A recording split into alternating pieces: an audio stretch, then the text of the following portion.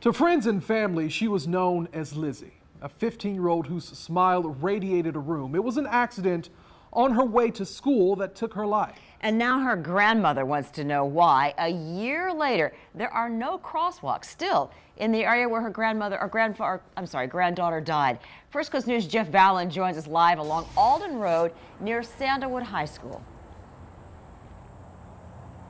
Well, Jeannie, Lizzy lived in this apartment right here. Last October 17th, she tried to cross Alden Road just like any other day, right about here, less than 1,000 feet away from Sandalwood High School. She never made it across the road. I spoke with her grandmother today, and she says almost a year later she can't believe that no crosswalks have been added, nothing has been done to add to pedestrian safety, especially for kids. I really think that the city really needs to consider the kids' safety. Cynthia Weiss can't help but question whether a crosswalk could have saved her granddaughter's life. 15-year-old Lizzy Ross died last October after getting hit by a car while heading to school.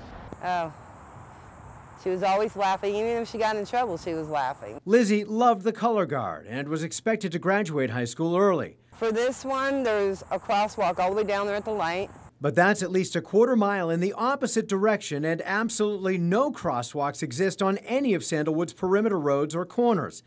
Lizzy was hit about 7 the morning of October 17th, a day the sun came up exactly 7:30. There's a lot of neighborhood kids that walk.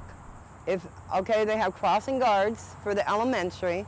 Cynthia says she has approached school officials. They were going to try and get crosswalks in for the kids to cross over, because this is a very busy street early in the morning. But First Coast News has learned it's up to the city, not the district, and the city only requires school zones along with the applicable traffic laws at elementary schools. Cynthia admits she's not sure Lizzy would be alive had there been a crosswalk nearby. I honestly can't answer that question. Probably not. But she does believe other lives might be saved in the future by what she says is a small expenditure. To put in the crosswalks for these children, for their safety, will not cost the city a lot of money for that paint.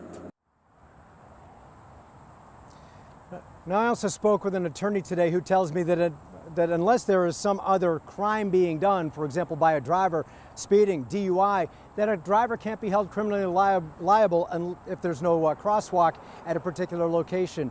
Now, on the civil side, it all depends on whether the driver can be found to be at least partially at fault for hitting a pedestrian.